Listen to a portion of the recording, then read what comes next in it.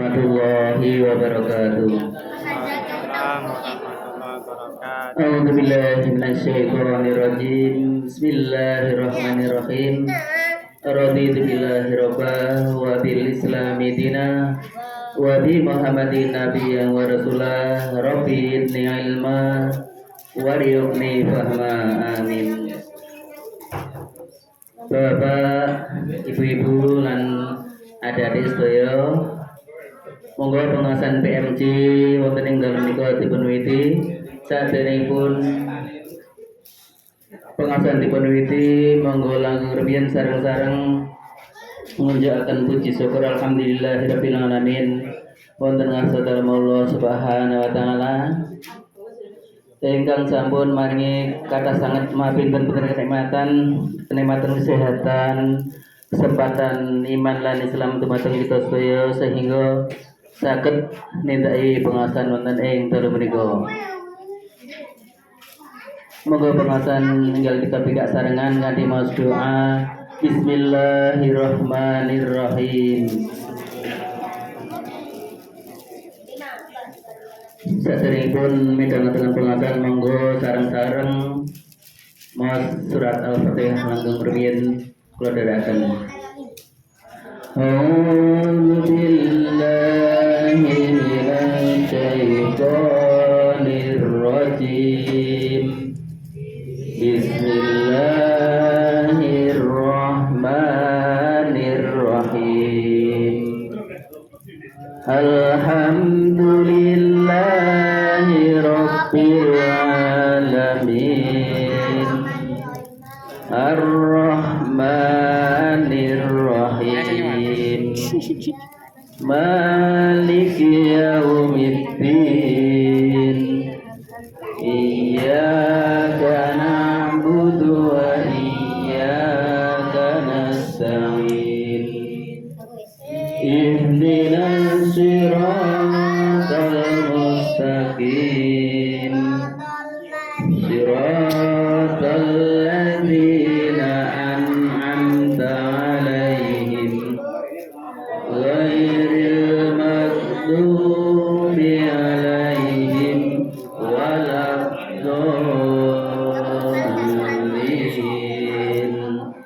Amin. Sadaqallahul azim.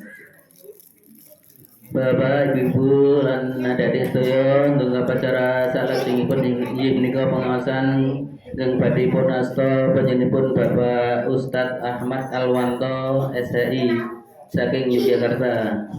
Wonten sepapan kula semaken semoga Pak Ustadz.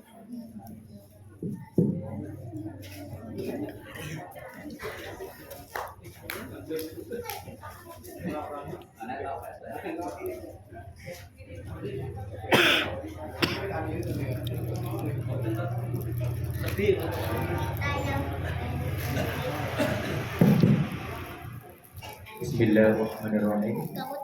Assalamualaikum warahmatullahi wabarakatuh. Alhamdulillahirabbil alamin wassalatu wassalamu ala nabiyyina Muhammadin wa ala alihi wa sahbihi ajma'in wa ba'du. Wa qala Allah ta'ala fil Qur'anil Karim, a'udzu billahi minasyaitonir rajim. Bismillahirrahmanirrahim. Ya ayyuhan nasu taqrabukumul ladzi khalaqakum min nafsin wahidah wa khalaqa minaz zawjaha wa batha minhuma rijalan katsiran wa nisaa'a wattaqullaha alladzi tasaaluna bihi wal arham innallaha kana 'alaikum raqiba. Wa qala ta'ala aidan ya ayyuhalladzina amanu taqullaha wa qulu qawlan sadida yusilakum a'malakum wa yaghfir lakum dhunubakum wa may yuti'illah wa rasulahu faqad faza fawzan 'azima. Bapak Ibu yang dimuliakan oleh Allah Subhanahu wa taala dan juga anak-anak yang dicintai oleh Allah Subhanahu wa taala. Alhamdulillah pada malam hari ini di malam Jumat ya, kita masih diberikan oleh Allah nikmat iman, nikmat Islam dan juga nikmat sehat. Malam Jumat nomor ini Bu. Paling saya kira malam Jumat Kliwon. Nah, Jumat Kliwon biasanya kayak ini bengi-bengi metu wedi. Mbok menawa nasi putih-putih, rambutnya gondrong. Hantu.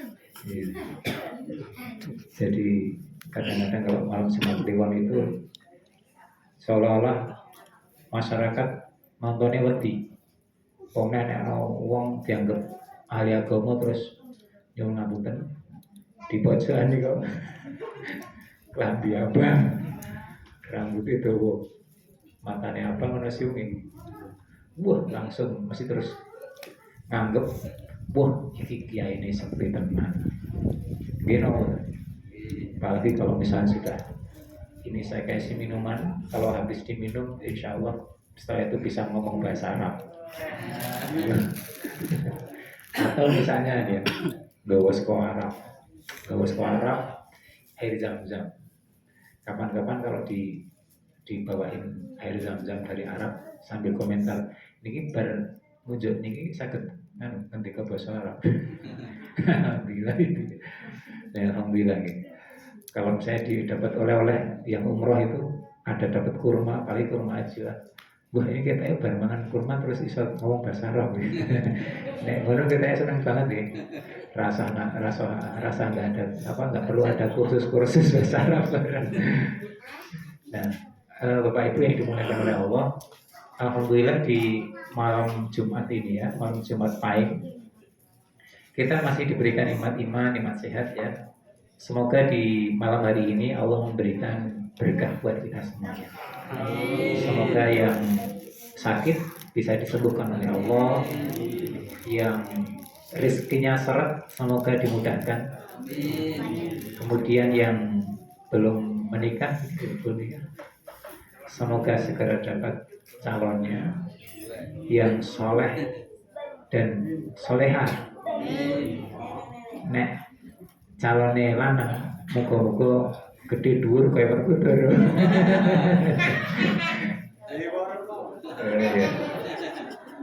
Orang Sunan. Tur ya mapan. Masih harapan itu. Kalau yang ini yang muda jarang ya. Soalnya kalau saya ngisi pengajian yang muda itu katanya angel jarang ya. Rata-rata 40 tahun ke atas. Saya canom senengannya nongkrong yang bikin dalam. Walaupun saya kadang-kadang juga masih sering ngisi pengajian nih anak-anak muda. Ya kadang-kadang saya sok ngisi anak muda gali-gali sih nih. Jadi tatanan saya senang kalau ngisi pengajian saya gali-gali. Pernah ditanya, Ustaz saya mau tanya, sholat itu yang bagaimana? Takut sholat yang piye? Lalu mangsane kurang ngerti sholat. Tanya kamu dari mana? Saya dari pesantren Tabligh. Sekolah pesantren orang dengan sholat. Tak ada di pesantren mana? Di Suriah, Jawa Barat. Wow, lagi ngerti aku pesantren khusus narkoba. Ya maklum. Makanya ketika kita sering ketemu dengan orang-orang banyak atau banyak orang itu, kita nih jadi lebih berusaha untuk memaklumi orang lain. Termasuk kita ini nonton uang kok itu so gaweane maksiat itu tidak kemudian kita ponis hukum dosa di masa jangan nanti dulu. Nah Bapak Ibu yang dimuliakan oleh Allah, di hari Jumat ini kira-kira amal apa yang utama? Salawat. Allahumma sholli ala Muhammad. Dalilnya ada ndak? Innallaha wa malaikatahu yusholluna 'alan nabi ya ayyuhalladzina amanu shollu 'alaihi wasallimu taslima. Jadi kalau kita pengen dicukupkan oleh Allah, salah satu di antaranya sering-sering baca sholawat sambil mendengarkan ini, sambil zikir Allahumma sholli saya berarti disalawati gitu ya. Tidak kemudian harus misalnya nonton mobilnya tak salawat sih Allahumma sholli ala Muhammad. Kan ada tuh ya ustaz yang nyuruh ya, kalau kita pengen rumah salawati Allahumma sholli ala Muhammad. Terus pengen apa lagi motor salawati Allahumma sholli ala Muhammad. Seolah-olah salawat hanya sekedar untuk itu ya. Tidak, yang penting kita itu salawat itu memperbanyak. Salawat itu supaya apa? Kita kelak di akhirat mendapatkan syafaat dari Rasulullah. Urusan kita nanti tercapai cita-citanya motor anyar ya, motor putih anyar ya. Allahumma sholli ala motor anyar. Itu urusan nanti. Yang penting kita perbanyak sholawat. Kemudian yang kedua apa? Membaca surat Al-Kahfi. Alhamdulillahilladzi anzala 'abdihil kitaba wa lam yaj'al lahu 'iwaja qayyima dan seterusnya. Sesiapa yang membaca surat Al-Kahfi, berapa ya? 10 ayat. Berarti kalau posisinya di Al-Kahfi itu mulai awalnya pertengahan dari lembar sebelah kanan, Alhamdulillah dan seterusnya sampai di lembar, kalau 10 ayat berarti kira-kira di lembar sebelah kiri bagian bawah. Jadi nek mau Al-Kahfi nek standar kan gini. Berarti posisi awal Al-Kahfinya di sini. Nanti 10 ayat sampai di lembar yang sebelahnya itu satu halaman. Orang yang baca seorang yang baca surat Al-Kahfi, ya, dia akan dilindungi oleh Allah dari siapa? Dajjal. Dari buruknya Ad-Dajjal. Ad-Dajjal itu siapa? Dajjal itu adalah yang kalau kata Nabi itu dia adalah seseorang yang ketika berbicara tentang surga, tetapi yang disampaikan sesungguhnya adalah neraka, dan ketika dia berbicara tentang neraka sesungguhnya yang dikatakan adalah surga. Maka ketika engkau bertemu dengan Dajjal maka jauhilah.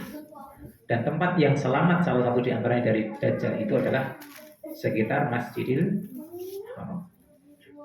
Nah, Dajjal ini nanti akan muncul. Walaupun ada yang mengatakan Dajjal ini sudah muncul sekarang. Kemarin beberapa tahun yang lalu itu ada yang menganggap ini Dajjal. Tapi dia kalau menurut saya bukan Dajjal. Walaupun tampilannya rambutnya Dajjal itu keriting rada kribu. Ana sing keriting rada kribu. Terus bayangke kayak Ahmad Albar. Enggak ya gitu ya. Salah satu tandanya dia ini keriting tapi rada kribu.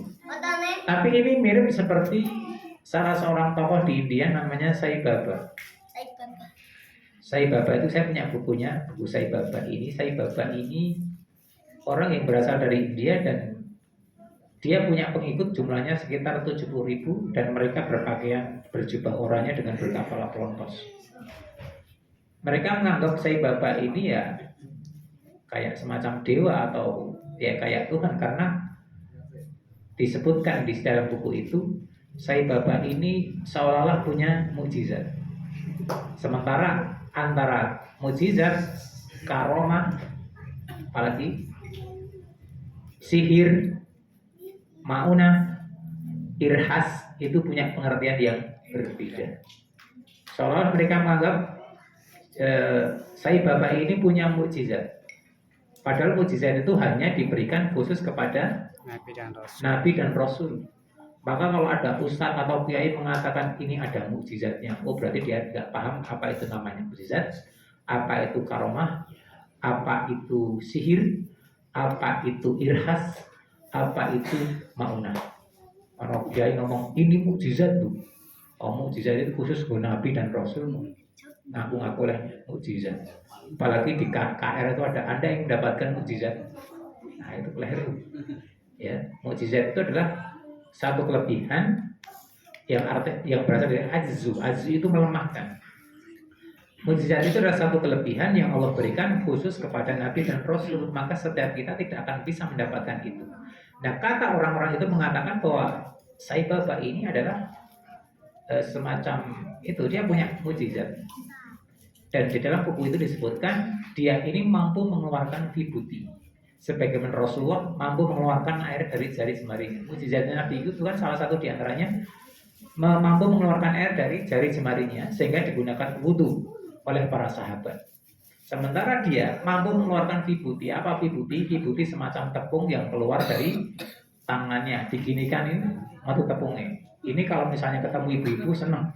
Arep goreng mendoan tempe gampang dari jalur. Ya. Minta tepungnya. Nah, tinggal gini. ngumpul ke wadai gawe tempe mendoan. Ini dia mengeluarkan itu, dan yang menakjubkan lagi dia mampu mengeluarkan gonam. Gonam itu semacam mutiara yang keluar dari mulutnya. Dikeluarkan ada semacam mutiara gonam. Mungkin kalau sekarang muncul, kalau sekarang di sini kira-kira percaya nggak? Nabi anyar lagi bisa ngesok ke tepung karo vibuti atau gonam. Mungkin orang yang nggak beriman, nggak paham Islam, dia akan percaya, dan itu nyatanya banyak 70.000 orang itu percaya, dan mereka mengatakan dia ini tidak bakal mati. Tetapi beberapa tahun yang lalu, tahun 2019, 2020, saya dapat info orang ini meninggal.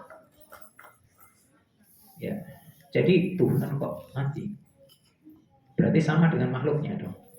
Karena yang namanya Allah Tuhan ya, penguasa itu tentu berbeda dengan ciptaannya. Ya.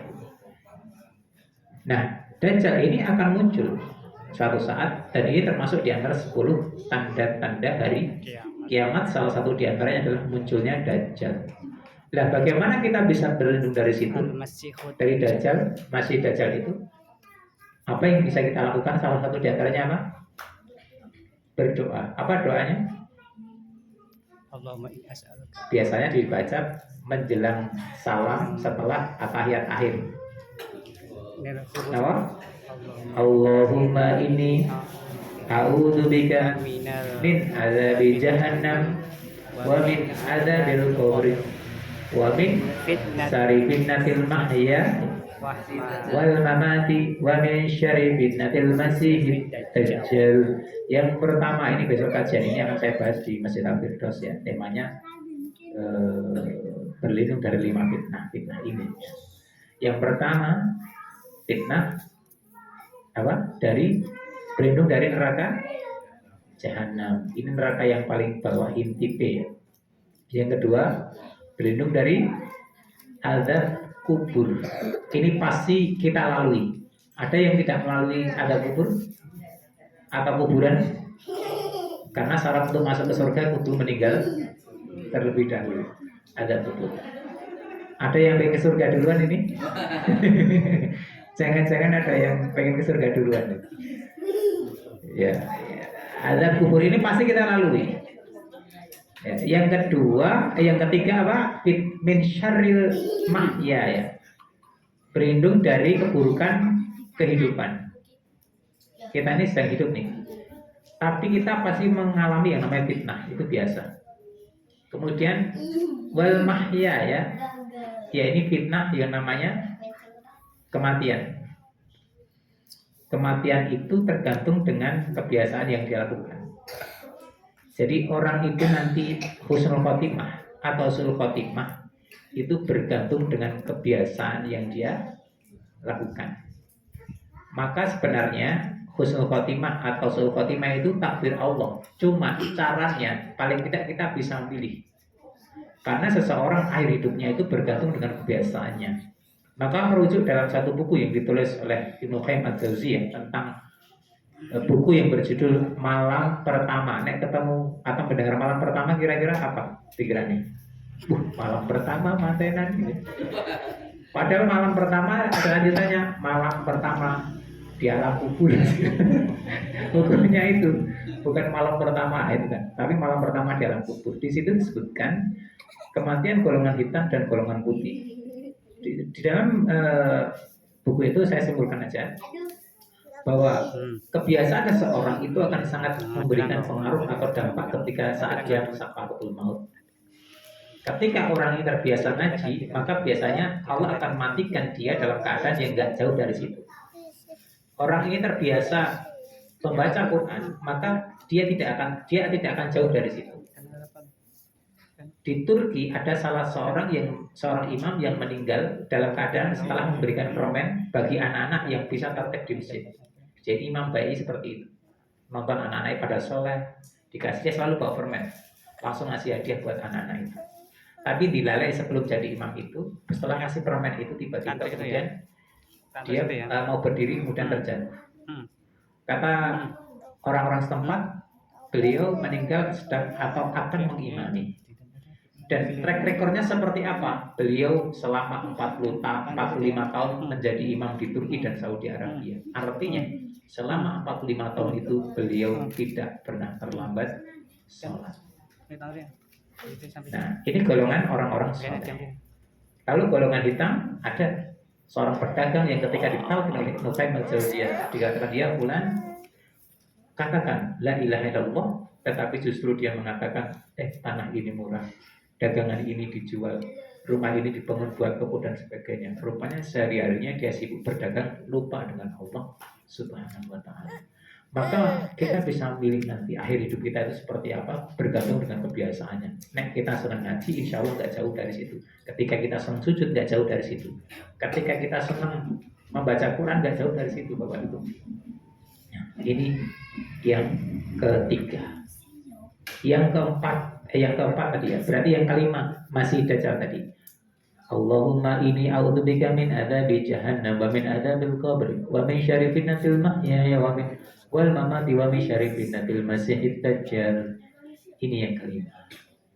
Nah, itu ya tentang Dajjal. Ini kalau dibahas panjang karena waktu terbatas. Biasanya antara maghrib isya itu waktunya paling cuma 45 menit. Kita bahas nanti terlalu panjang. Saya persingkat lagi. Kemudian hari Jumat selain membaca Al-Kahfi apa lagi? Tadi kan sholawat sudah, membaca Al-Kahfi sudah, apa lagi? Sedekah, memperbanyak sedekah. Sedekah itu paling afdol ya. Di antara yang afdol itu adalah ketika pagi hari, entah itu sebelum sholat subuh atau setelah sholat subuh.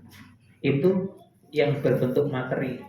Nah, lalu kalau yang selain materi ya, kayaknya kan ada nih sahabat dalam hadis Arba'in An-Nawawiyah yang ke-23 atau 24 disebutkan ada seorang penduduk Muhajirin yang dia sempat iri kepada penduduk Ansor. Dia katakan, "Ya Rasulullah, saya iri dengan mereka," maksudnya penduduk Ansor. "Mereka sholat seperti kami, puasa seperti kami, ibadah seperti kami. Tetapi yang membedakan antara kami dengan mereka ya Rasulullah, mereka ini bisa sedekah dengan materi ya, sementara kami tidak, karena kami adalah orang yang berhijrah, Muhajirin, dan kami orang yang miskin." Lalu kemudian Rasul mengatakan ya dalam hadis tersebut, "Bukankah ketika engkau mengatakan kalimat thayyibah, mengatakan kalimat la ilaha illallah, itu adalah sedekah? Bukankah ketika engkau mengatakan kalimat tasbih ya, subhanallah, subhanallah, itu sedekah? Bukankah ketika engkau mengatakan tahmid, la ilaha alhamdulillah, alhamdulillah, itu sedekah? Dan ketika engkau melakukan amar ma'ruf nahi munkar, itu sedekah. Bahkan ketika engkau mendatangi pasanganmu, itu juga sedekah." Artinya dari sini yang namanya sedekah itu tidak mesti harus berbentuk materi. Maka sedekah bisa juga berbentuk non materi. Kalau kita misalnya nggak cari waktu infak orang ya wis tak guyu karo sing nggawa infake. Matur nuwun. Kok goyang-goyang kenapa ini? Kok goyang-goyang apa ya?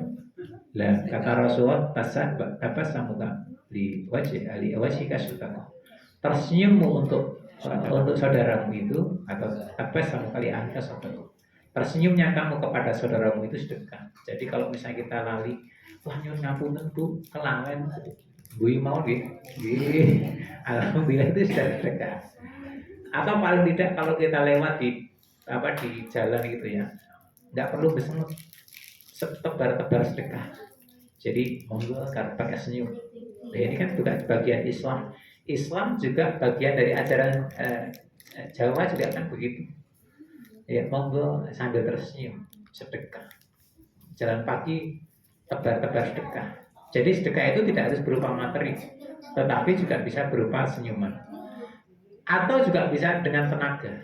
Saya punya salah seorang jamaah ya, bapak-bapak yang pernah menyampaikan ke saya, katanya, "Saya biasanya atau saya ini sedekah semampu saya, Ustaz." Kenapa sedekah, Pak? Sedekah saya itu setiap hari Jumat pagi saya biasanya membeli 1 botol pewangi pakaian. Ya kira-kira 1 botol biasa itu ya. Air mineral kira-kira berapa mililiter? yang kecil berapa? 600 ml. Dia bilang ini semaku saya uangnya cuma segitu, saya tiap Jumat beli itu. Terus digunakan untuk apa Pak? Biasanya saya pindahkan ke air botol spray yang bisa disemprotkan, dan kemudian saya tambah air sedikit dan agak tidak terlalu kental. Terus digunakan untuk apa Pak? Biasanya setiap menjelang Jumatan saya akan semprotkan di tempat sujud setiap sholat, setiap menjelang Jumatan. Untuk apa Pak? Katanya, ya ini salah satu bentuk sedekah saya Ustaz gitu. Nah, Bapak Ibu bisa mencari sebenarnya amal soleh apa yang bisa kita lakukan semampu kita. Jadi tidak perlu niru orang lain, tidak harus niru orang lain, tetapi kita bisa pilih amal apa yang bisa kita lakukan. Contohnya gampang, misalnya kalau kita datang ke masjid atau musola. Saya punya teman, dia pegawai di BPKP, masih muda, sudah menikah tapi belum punya putra. Tapi yang menarik dari dia, kalau setiap mau sholat masuk ke masjid, dia nonton sandal. Dia toto sandal itu menghadap keluar semua. Ini luar biasa. Itu amal yang tanpa disuruh, tapi atas keyakinan dia, ini amal soleh yang bisa dilakukan. Kayak misalnya seperti ini. Datang masih ditoto. Masya Allah. Saja nih amal soleh itu banyak, simple Bapak Ibu. Maka prinsipnya kita itu bisa beramal sesuai dengan kemampuan kita tanpa harus niru orang lain. Ya. Apa yang bisa kita lakukan silahkan. Wah Ustadz, saya nggak ada ya, kecuali cuma pulsa. Ya wes, pulsa ini gunakan untuk share kebaikan, bukan info gua. Apalagi share gue merasa di tombol ini. Share kok ada pengajian ini. Share, niatkan share itu untuk kebaikan. Jangan sampai grup WA kita diisi dengan konten-konten provokatif, hoax, apalagi gue merasa ini mengliok. Ya. Itu penting. Jadi kita bisa mencari amalan itu karena Allah ciptakan hambanya itu sesuai dengan keadaannya masing-masing. Dalam beramal juga berbeda-beda. Contoh, ada beberapa sahabat Nabi yang ketika dia masuk surga, amalannya itu beda.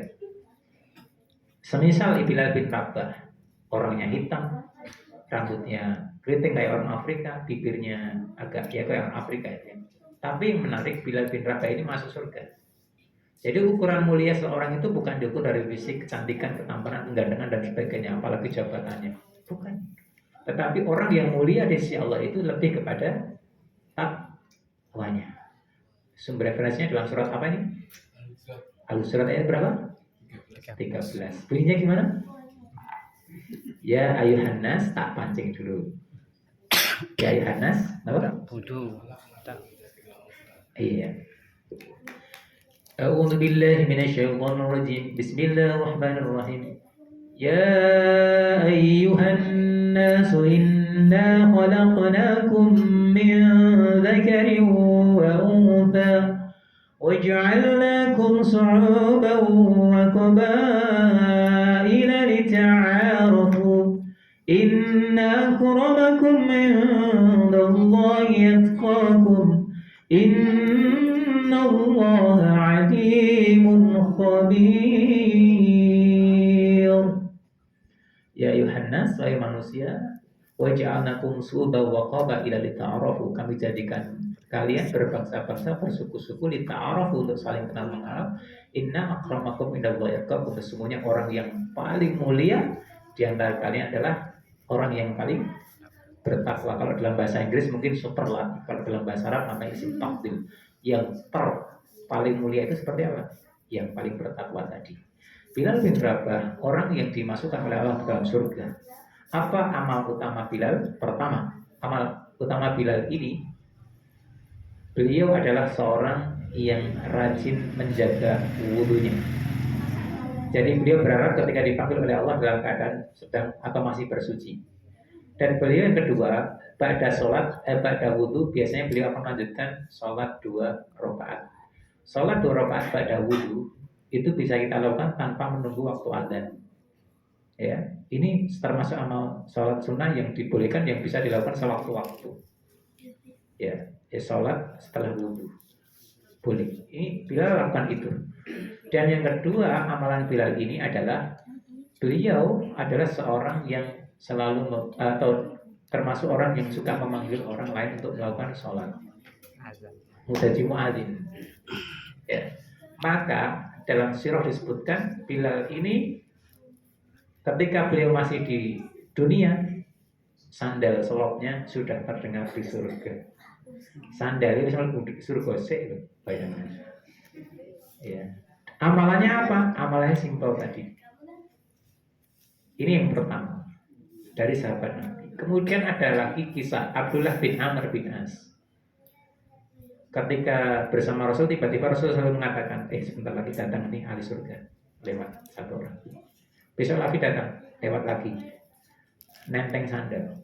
Nek omongan kita mungkin melihat mlebu surga ini tampilannya rambut jaji, ya kan, tampilannya gitu. Abdullah bin Amr pun bin As pun juga melihat seolah mlebu surga atau kelompok ini.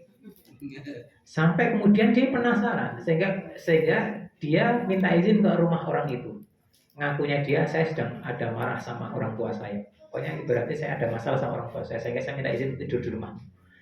Ya dia pengennya cuma pengen melihat amal apa sih istimewa. Pertama dia malam hari pura-pura tidur, sholat malamnya biasa. Orang biasalah pada umumnya. Ngaji Qur'annya biasa.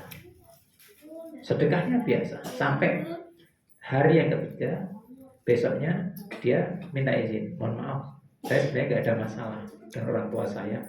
Tapi saya sebenarnya pengen melihat amal utama apa yang Anda lakukan sampai Rasulullah mengatakan kau termasuk ahli jannah.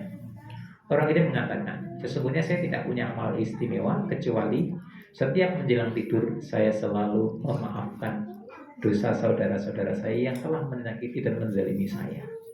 Jadi Bapak Ibu pasti pernah merasakan disakiti oleh orang lain, benar? Bapak sering disakiti kan? Ibu itu apalagi naik pas arisan. Kok masih rapi gue? Gelangnya rapi gue ya?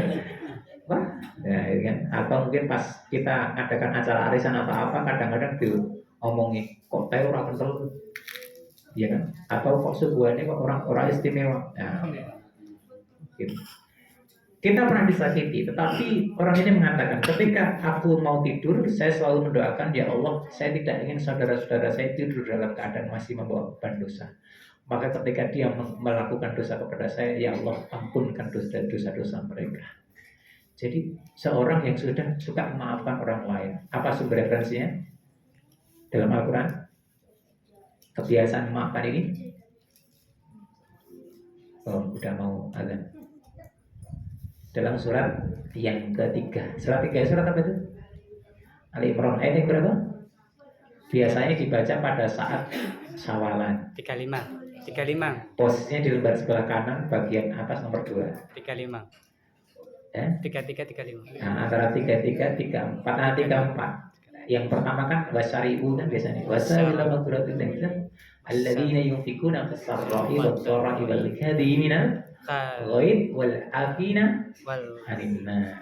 Jadi biasanya dibaca pada saat sawalan. Nah, ini diingat-ingat. Biasanya anak-anak suruh ngaji pas sawalan itu waca Al-Imran ayat 1, 3, 3, 3, 4. Posisinya di mana nih? Lembar sebelah kanan pojok bagian atas 1, 2. Wal afina anin nas, memaafkan manusia. Jadi kita ini jadi orang yang pemaaf. Kalau kita suka memaafkan orang itu, insya Allah hatinya tenang. Daripada kita bawa bikin grundel itu malah bikin penyakit dan marahi cepat melebu ke surga. Kayak gitu positif thinking kan.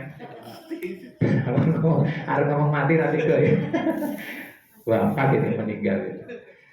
Jadi lebih baik supaya kalau kita nih berinteraksi dengan orang, bermuamalah itu digawe nyaman aja. Ambok wong ngrasani, wis dimaafkan aja.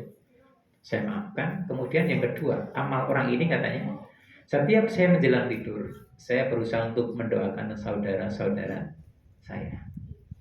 Jadi Bapak Ibu yakini, dalam hadis dikatakan ketika engkau mendoakan saudaramu, maka malaikat akan mengaminkan engkau dan dia akan mengatakan amin, demikian pula engkau. Maka Bapak Ibu sering-seringlah mendoakan orang lain. Kalau tetangga kita sedang ada masalah, doakan dari jarak jauh tanpa harus kita ngomong you dengan pun kula tunggange. Tidak perlu. Tapi kita doakan dari jarak jauh karena kita meyakini siapa yang dermawan dalam berdoa, maka doa itu akan kembali kepada kita. Tenang hati kita. Ya. Termasuk ada orang menyakiti kita, udah nggak usah balas. Kenapa? Manja bil hasanati falau asduan. Tadi kan, wa manja bi sayyati falau yuzza illa mitlah wa hum la yuzlamun. Sumber referensinya dari ayat apa ini? Apa? Ayat surat apa ini? Al-An'am ayat yang ke-160 ya. 120 atau 160.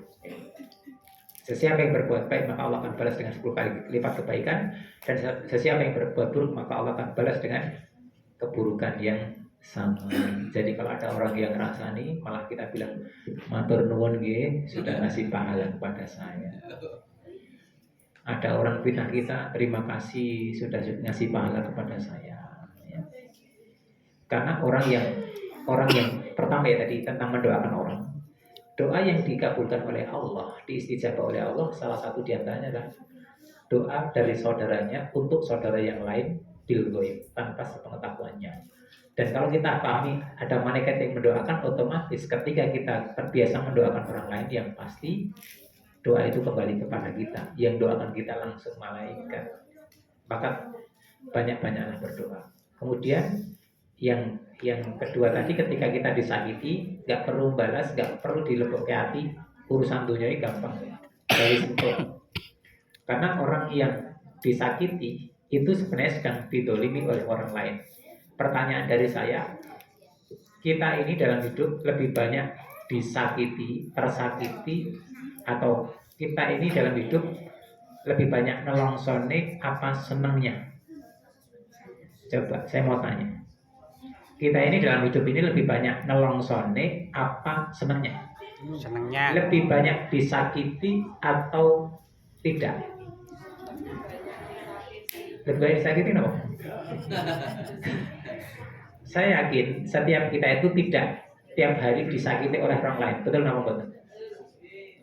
Makanya ketika kita sedang disakiti oleh orang lain, entah itu difitnah, entah itu diomongin, dirasani, sebenarnya kita itu sedang mendapatkan bonus dari Allah.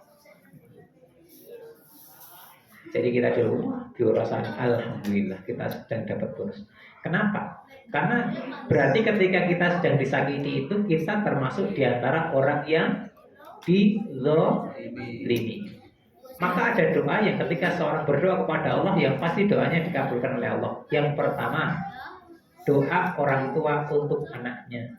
Maka anak-anak kita di sini nek nesu aja diomongi, jan kowe bedol-dol.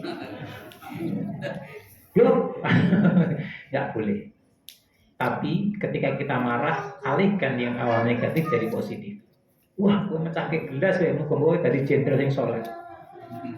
Orang baking judi, nah misalnya. Atau ketika dia mecahke gelas, astagfirullahaladzim, muga-muga gue hafal Quran le. Ini positif. Ya. Karena apa? Kita yakini doa seorang orang tua kepada anaknya itu pasti diijabah. Hati-hati dengan lisan kita ya Bapak Ibu ya. Pokoknya ungkapkan yang positif. Yang kedua, doa orang yang sedang musafir, sedang melakukan perjalanan. Dan yang ketiga, yang terakhir, al-madlumin, orang yang sedang terzalimi. Maka kalau kita sedang didolimi orang lain, justru kita mesti berterima kasih kepada orang yang menzalimi tersebut. Alhamdulillah matur nuwun nggih Pak nggih pun dolimi kula. Malah bonus niki malah bingung dhewe mesti bingung dhewe. Nah Bapak Ibu mungkin itu diantaranya beberapa hal yang sedikit saya sampaikan ya. Barangkali tidak terlalu rumit materinya karena sangat terbatas. Tapi lewat lain waktu lah kalau nanti ada semacam kajian rutin ya nanti mungkin bisa dituntut lagi. Kalau yang rutin kajian saya biasanya di Masjid Al-Hidayah Durwo, biasanya bahas tentang hadis Arba'in An-Nawawiyah rutin. Kemudian di pengajian khusus bapak-bapak ibu-ibu di perumahan di Pandega dekat Kendungan sana itu juga rutin tiap Ahad pekan berapa itu bahkan kedua dan keempat. Kalau di Durwosana tiap ba'da maghrib pekan pertama dan ketiga. Ya, kalau yang lain biasanya muter seperti itu. Nah, mungkin itu diantara Bapak Ibu yang bisa kami sampaikan. Kalau ada kelebihan, kebaikan itu semata-mata berasal dari Allah. Kalau ada kekurangan atau hal yang mungkin kurang berkenan, itu semata-mata karena kedoliman, kelemahan, dan kekurangan saya sendiri. Tidak ada pertanyaan, gitu? Ya, insya Allah. Kalau ada pertanyaan bisa disampaikan oleh sama Pak Hadi. Ditulis catat gitu, insya Allah. Oke, demikian Bapak Ibu yang kami hormati, karena berhubung sudah beranjak isya, saya cukupkan apa yang saya sampaikan, dan agar pertemuan kita berkah dan lisan kita ini juga bermanfaat, kita membaca subhanakallahumma rabbana wa bihamdika asyhadu an la ilaha illa anta astaghfiruka wa atubu ilaik, dan selanjutnya kami kembalikan kepada pembawa acara. Assalamualaikum warahmatullahi wabarakatuh.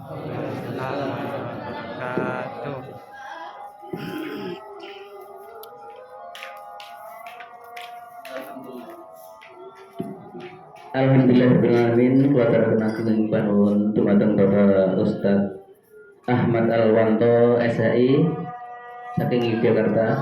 Mugi-mugi Bapak Ibu-ibu saged mundhut manfaat pun lan ngamalaken. Nyasi pirsa dumateng Bapak Ibu-ibu bilih infak wonten ing malam Jumat kala wingi pikantuk 300 kawan dosa. Jazakallahu khairan katsira, mugi-mugi Allah maringi lintu ingkang langkung kathah dumateng Bapak Ibu. Monggo pengasan wonten ing dalem menika kita tutup sarengan kanthi maos doa kafatul masjid.